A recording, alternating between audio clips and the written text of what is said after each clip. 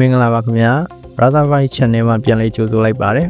ဒီနေ့ကျွန်တော်တင်ဆက်ပေးခြင်းတဲ့နုပညာရှင်ကတော့ Bollywood လောကရဲ့ King of Romance လို့ခေါ်တဲ့ Shah Rukh Khan အကြောင်းဖြစ်ပါတယ်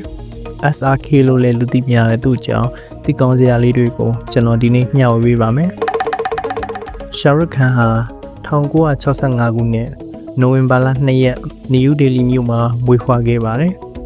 သူ့ရဲ့အစောပိုင်းဘဝဟာလုံးဝလွယ်ကူခဲ့တာမဟုတ်ပါဘူး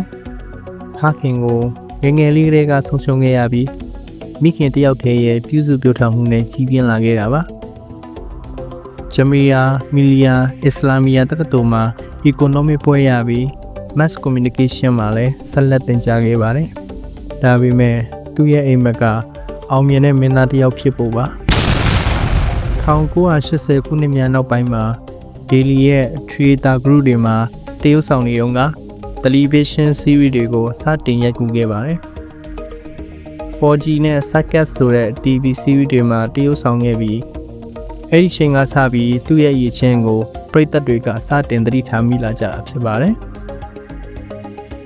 1992ခုနှစ်မှာဒီဝနာဆိုတဲ့ရုပ်ရှင်နဲ့ Bollywood လောကတွေကိုစတင်ဝင်ရောက်ခဲ့ပါတယ်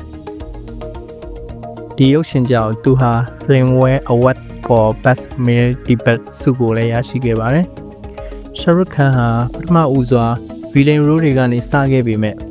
နောက်ပိုင်းမှာ romantic ဆန်တဲ့အခန်းတွေမှာပရိသတ်တွေကသူ့ကိုသတိထားမိလာကြတာဖြစ်ပါတယ်။ DDLJ 1995 Khachkhach Hota Hai 1998 Kabhi Khushi Kabhi Gham 2001 စတဲ့ရုပ်ရှင်တွေကြောင့်သူဟာKing of Romance ဆိုတဲ့ပွဲနာမကိုရရှိခဲ့ပါတယ်။ Wow သူရဲ့လက်ဟန်ချေဟန်တွေခေါင်းငုပ်ပြီးပြုံးတဲ့ပြပုံရိပ်ကမျိုးဆက်သက်တွေကိုအခုချိန်ထိဆွဲဆောင်နေတော့မှဖြစ်ပါတယ်။ Shah Rukh Khan ဟာတရားကျော်တဲ့ရုပ်ရှင်တွေမှာတရုတ်ဆောင်ခဲ့ပြီး14ကြိမ် Filmfare Award ဆုကိုရရှိခဲ့ပါတယ်။ဒါအပြင် Padma Shri 2005အဲ့ဒီဆုကိုလည်းအိန္ဒိယအစိုးရစီကနေရရှိခဲ့ပါတယ်။ Forbes Magazine ရဲ့အဆိုအရသူဟာကမ္ဘာအချမ်းသာဆုံးတရုတ်ဆောင်ရည်ထဲမှာပါဝင်နေပါတယ်။ Nope.